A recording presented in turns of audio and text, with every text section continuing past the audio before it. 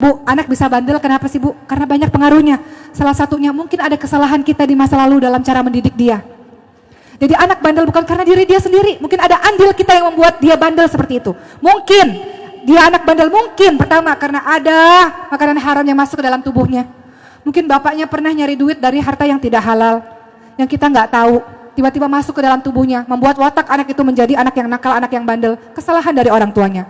Mungkin dalam proses pengasuhan anak ada yang membuat kita tidak sabar, kita marah padanya, kita menyakiti hatinya, kita memukul dia misalnya. Hati-hati kalau pukul tuh Bu, dia akan membekas itu pukulan itu.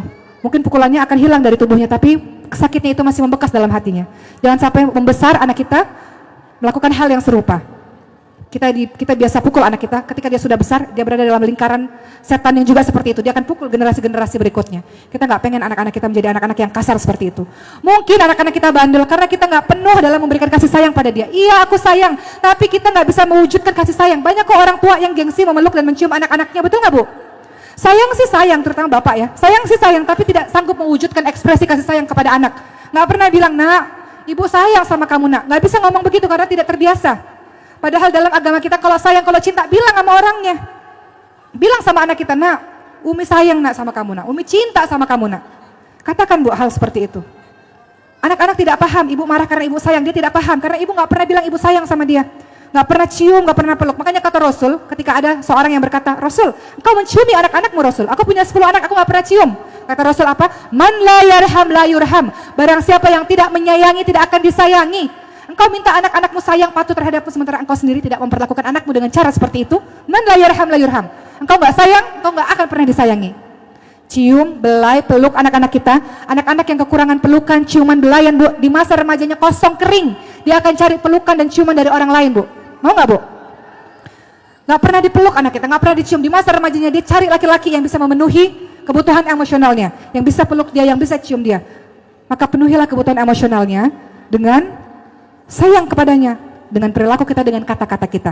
Jadi kalau ada anak kita nakal, selain kita doakan yang baik-baik, kita juga introspeksi diri. Menangislah kepada Allah, mungkin ada kelalaian yang kita lakukan sehingga membentuk anak kita menjadi anak-anak yang seperti itu. Tidak selamanya dia yang salah, mungkin ada andil kesalahan kita terhadapnya. Bertaubat kepada Allah. Allah katakan apa? Qul ya ibadiyalladzina asrafu ala anfusihim la taqnatu min rahmatillah innallaha yaghfiru dzunuba jami'a innahu huwal ghafurur rahim. Surah Az-Zumar ayat 53. Wahai hamba-hamba Allah yang telah melampaui batas terhadap diri mereka sendiri. Ada orang tua yang galak banget sama anaknya. Katanya mendidik tapi katanya sayang tapi caranya salah. Tegas bukan berarti galak Bu. Dan lembut bukan berarti lemah.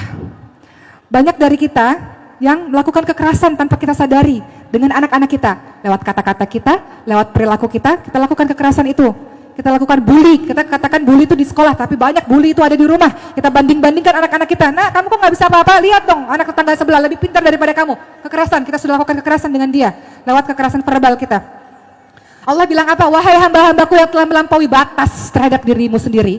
Terlalu banyak dosa terhadap anak-anak. Dosa kita banyak nggak bersama anak-anak kita Bu? Banyak. Coba malam dia lagi tidur, ibu pandang itu wajah dia Bu. Nangis nggak? Kira-kira kalau ibu bikin dosa sama dia? Nangis. Minta maaf sama dia Bu. Minta maafnya ketika dia bangun, jangan ketika dia tidur. Banyak orang tua gengsi, minta maafnya anak-anaknya lagi tidur, dia nggak denger Bu. Ya, perhatikan wajah anak-anak kita, anak-anak yang tanpa dosa. Karakter dia terbentuk gara-gara kita. Betapa banyak dosa-dosa kita yang kita lalai, tidak amanah. Allah lebih sayang kepada dia Bu. Allah bisa ambil dia kapan saja Bu.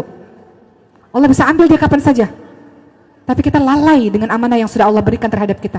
Maka Allah bilang, wahai hamba-hambaku yang dosanya terlalu banyak, wahai hamba-hambaku yang telah melampaui batas terhadap diri mereka sendiri, jangan berputus asa dari rahmat Allah. Allah Maha Pengampun semua dosa. Allah Maha Pengampun, Allah Maha Penyayang. Allah suruh kita tobat. Tobat tiap hari Bu, istighfar setiap hari. Rasulullah yang dijamin masuk surga, maksum dijamin masuk surga karena rahmat Allah. Itu beristighfar sehari 100 kali. Itu yang sudah dijamin masuk surga. Rasulullah beristighfar sehari 100 kali. Kita yang nggak tahu dosa kita setinggi apa ini, dosa dengan anak-anak kita setinggi apa. Kita baik sama orang lain Bu. Kita baik sama teman-teman kita.